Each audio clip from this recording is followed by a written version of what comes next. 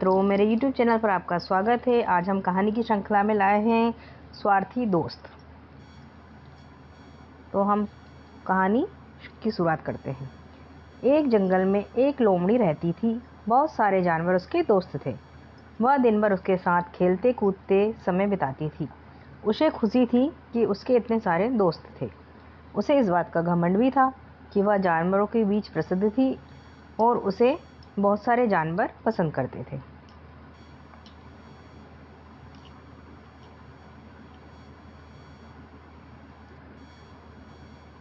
एक दिन वह अपने एक दोस्त से मिलने के लिए बाहर निकली।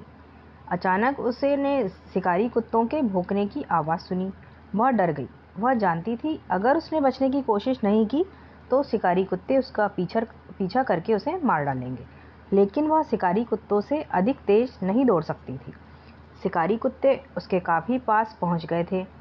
लोमड़ी को एक उपाय सूझा। घोड़े का घर पास ही था। वह उसके घर जाकर बोली, घोड़े दादा, कृपया मुझे बचा लो। तुम मेरे बहुत अच्छे दोस्त हो। कुछ शिकारी कुत्ते मेरा पीछा कर रहे हैं। मुझे अपनी पीठ पर बिठा लो और जितना भाग सकते हो भागो। इस घोड़े का जवाब सुनकर लोमड़ी के आश्चर्य का ठिकाना रहा।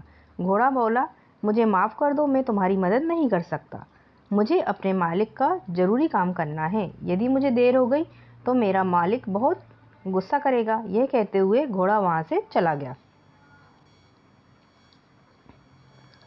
लोमड़ी सोचने लगी कि अब मैं क्या करूं। तभी उसने अपने एक और दोस्त बेल को देखा। वह बेल के पास दौड़कर गई और बोली, बेल मेरे दोस्त, मुझे बचा लो।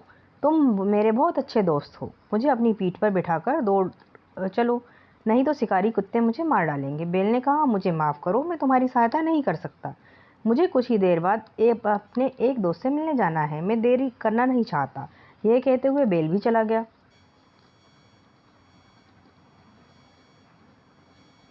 उसके बाद लोमड़ी ने एक-एक करके अपने सभी दोस्तों, बकरी, बछड़ा, सूअर, गधे से अपनी जान बचाने की विनती की, पर सभी ने अपने किसी न किसी काम का बहाना बना दिया। उनमें से कोई भी शिकारी कुत्तों से लोमड़ी की जान नहीं बचाना चाहता था। लोमड़ी ने मन ही मन सोचा, मैं बेवकूफ़ थी जो इन सारे जानवरों को अपना दोस्त समझती थी। ये सभी जानवर स्वार्थी हैं, ये मेरे दोस्त नहीं हो सकते। मैं इन पर निर्भर नहीं रह सकती। शिकारी कुत्तों से बचने के लिए मुझे स्वयं ही कोई रास्ता निकालना होगा। ये सोचते हुए लोमड़ी ने शिकारी कुत्तों से जान बचाने के लिए तेजी से दौड़ना शुरू कर दिया।